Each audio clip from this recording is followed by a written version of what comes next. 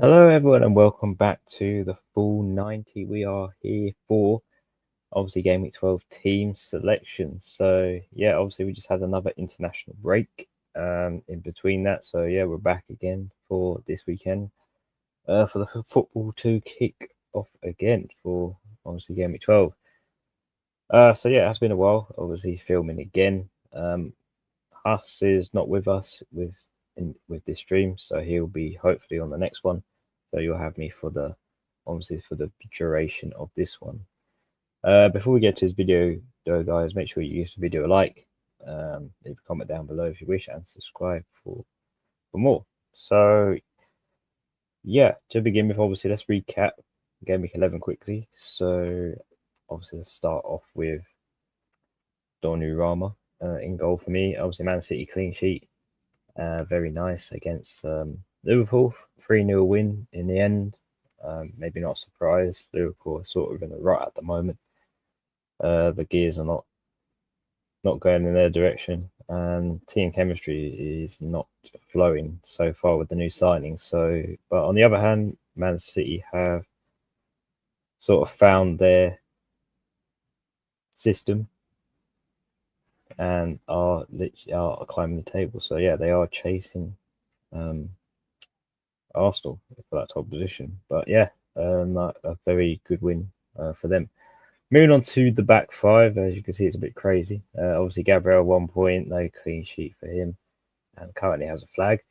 Senesi 2 points, no clean sheet for him. He did get defensive contributions during his game in the Aston Villa game, where obviously they lost 4-0. So considering the 4-0 loss to Bournemouth, finishing on 2 points is pretty good.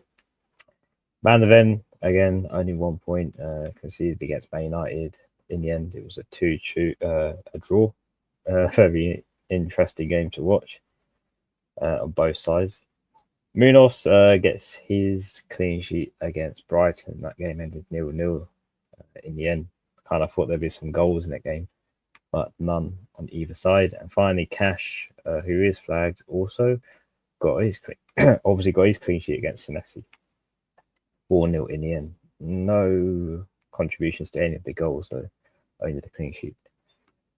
Moving on to the midfield three, so not really much happened in the midfield three. So obviously Caicedo, who I did bring in for Game Week 11, only got the clean sheet. He got a yellow card too, so only 2 points from him in that game against Wolves, who won 3-0 in the end for Chelsea. So yeah, a good result for them in that game was expected. Semenyo, on the other hand, obviously he missed a penalty in that game, so nothing really went Bournemouth's way and ended up on 0 points. Obviously -2 for the penalty loss, and yeah, ends up on 0. Not really good considering since I brought him in, he hasn't really got going for me in terms of returns. So I think I boarded the train late on bringing in Semenyo. And finally, we've got Salah, who ends up on 2 points.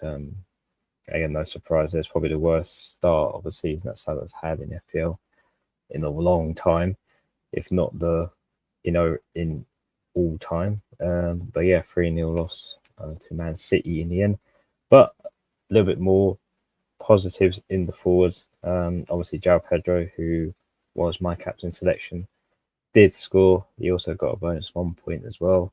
And with the captaincy over him, that is 14 points total. So that is the best outcome I could have for my starting 11, as he is the highest player with the amount of points he scored.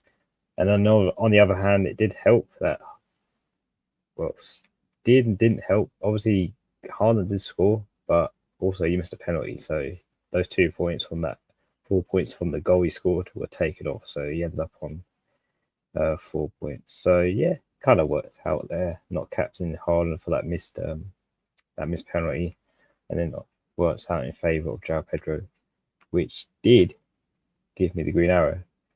In terms of the bench, there's only Potts, who is a playing player, who did manage to get 4 points. He got defensive contributions and the minutes he played also as well. So yeah, nice to have some points. The bench is also flagged too.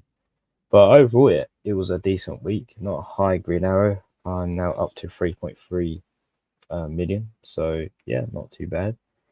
And yeah, onwards and upwards, hopefully so far. So that's basically the recap of Game Week 11. So let's look ahead to Game Week 12, which gets a little bit more interesting now. We've just had the international break, and as you can see, it's inflicted the damage. As you can notice, the flags in the team from Gabriel, Cash, and Semenyo. I think the worst one is the Gabriel one because I believe that's more serious. And he does have I haven't had a chance to look at how serious his injury is, but obviously he is marked orange, so it is. We're not expecting him back that quickly. So yeah, I don't know how long he's out for, but if it is long term, then I might consider transferring him out. I'll have to see after the stream to get more information on that. But for the time being, he is maybe a priority. And then obviously you've got Cash, also another defender who's flagged, yellow flagged as well. And then Semenyo in the midfield, who, again, I'm sort of prioritising maybe in the transfer. Not because of his injury, but because of the lack of form that Bournemouth in general have been on. And Semenyo in general, in terms of his personal form as well, hasn't really filled me with much success since I've been bringing him in. The only threat to removing Semenyo is his ownership. As we know, it's very high. 62% owned still. Even though he's one of the most transferred out players, if not the highest amount of transferred out player. I'll just have a look who's the most transferred out. Well, Kudus is. Yeah, he's the fourth highest. So 220,000 managers have taken out Semenyo already, leading up to Game Week 12. So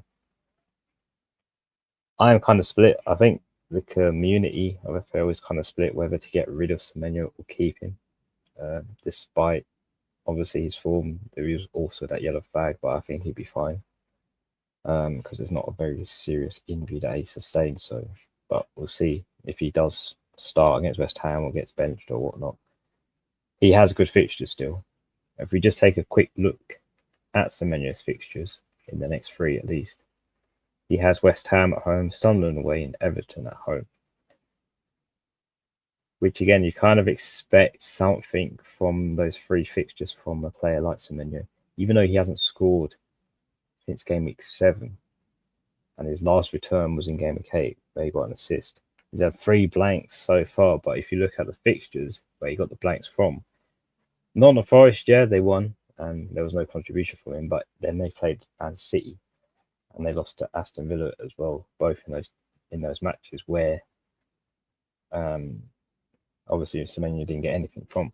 So I think there is that reason of obviously the fixtures haven't been kind to Semenyo in the obviously the last 3, and obviously they're sort of switched now where they're much better fixtures now in the next 3.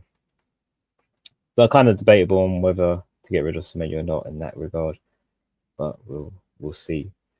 Obviously I've got a back 5 still playing 5 at the back, parking the bus, seeing how it goes, and just trying to be a little bit different because it's been a while since obviously playing a back 5. It feels like a few seasons ago that used to be a thing, a trend, and I'm kind of liking it so far because the attacking threat from obviously defenders is always one in every game week, whether they get a clean sheet or attack return. That actually helps. So yeah, I've seen how it goes. Obviously, the midfield 3 is Caicedo, Semenyo, and Salah. Obviously, AFCON is approaching soon as well, so I will have to make a choice to get rid of Salah, which I think will be a bit helpful in terms of the funds. I think it will change the team as well, shape, because I do want to change it. I don't want to stick with back 5 for too long. But for the time being, before AFCON approaches and obviously Salah goes there, it's probably what I'll be rocking. Obviously, it does relieve you not much funds having Salah and Haaland in the team, so there's also that to think about. And then obviously the front 2 are João Pedro and Haaland, and obviously the bench, Darlow, Potts, Donovan, and Obi. So effectively, I have no bench apart from Potts, who does play minutes, but I can't rely on Potts to provide me with much as a obviously an FPL asset. So let's switch to the transfer tab and I can discuss what I'm thinking of doing. I haven't given this much thought, I'll be honest, but I do have three transfers, which I'm glad I have, because I do have 3 players in my 11 that are yellow flagged. Again, I'm gonna have to look at the stream after the stream, see obviously the press conferences, and go from there in terms of my transfers. But you'll see obviously next week what I do in the preview for Gameweek 13 and what my team does look like. But for the time being, I'll give you a rough idea on where the direction I'm thinking of going in. So, despite Semenyo's flag, I feel like I'm going to take him out as one of my transfers. It's a risky move because he's high ownership. Could be dangerous, especially with those fixtures. It's a bit nervy. Obviously, taking a player that highly owned out from an ankle injury. I don't know how obviously bad it is, but the player I'm thinking of bringing in is in Burma for Man United, who has Everton at home. And after that, he does have Crystal Palace and West Ham. So we have seen change in Man United, and it's felt like an eternity to actually see them have 5 consecutive games where they haven't lost as well. So they either drew or won in the last 5, which is it feels like a rare occasion for Man United. So they are on quite good form at the moment, which I'm liking. And the players like in Burma, for example, especially against Brighton, are doing really well in the team. So a lot of people have jumped on in Burma. He's 33%, which I'm surprised about how high he is owned, considering he's only scored 5 goals so far this season. But obviously his goal threat hasn't gone unnoticed. And it's the reason why I'm thinking of bringing him in for some menu.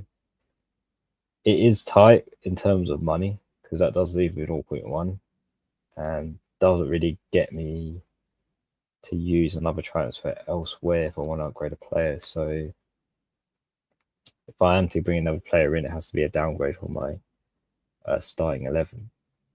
So this transfer depends on how serious Gabriel is, because I've had him from the very beginning, since Gameweek 1. And obviously sending him is a lot of money to take out if I want to bring him back in again in the future. But if worst comes to worst and he's out for a long time, I'm probably going to just bring in a cheap 4.5 million player. Well, not 4.5, but I suppose a 3.9 player from, let's say, Burnley, just to save me a bit of money. I don't necessarily need a back 5, and the fixture that Arsenal have as well doesn't look like a clean sheet against Tottenham. But I am solely doing this for the fact I need money for future transfers, and that kind of helps getting rid of Gabriel, because he is my highest value defender that I have in my team. It does leave a 2.5 and 1-2 transfer left to use as well, but that is probably that's as far as I'm going to go with that. I don't think I'm going to do any more moves, but I'm going to see what else happens obviously next game week. I did want to save these 3 transfers after the international break. As we know, a lot of injuries do occur, and yeah, it's notable, as you can see from how many flags there are in the team. But yeah, I think that's all the transfers I'm going to make.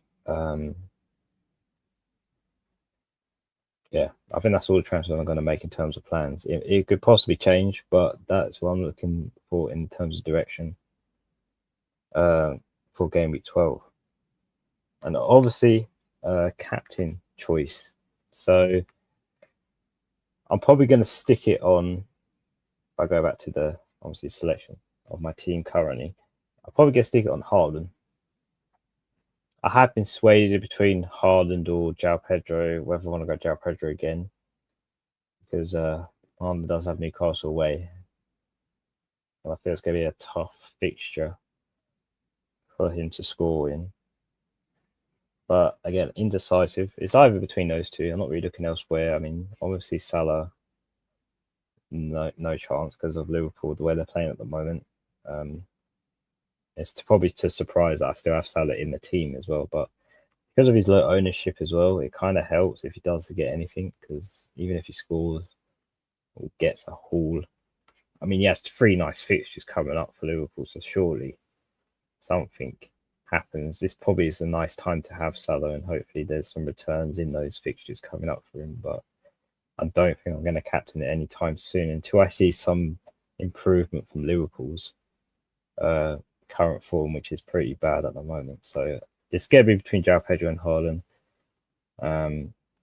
But yeah, that decision is left. And we'll see what happens. But in terms of that, that's pretty much it, guys. Obviously, I've shown you my team from Gameweek 11, how it's won, Green Arrow. And obviously, you've seen my current team at the moment and what my plans are for, obviously, Gameweek 12. So, obviously, you'll see, obviously, what the team looks like in the next team selection for Gameweek 13. But yeah, until then, I think I'll wrap the stream up. Thank you for watching, and good luck for Gameweek 12. I believe it's a Saturday deadline as well, so you've still got some time to decide on what to do. But until then, obviously take care, and we'll see you on the next stream. So yeah, see you guys. Don't forget to like, subscribe, and leave a comment down below if you wish to as well. So yeah, take care, guys.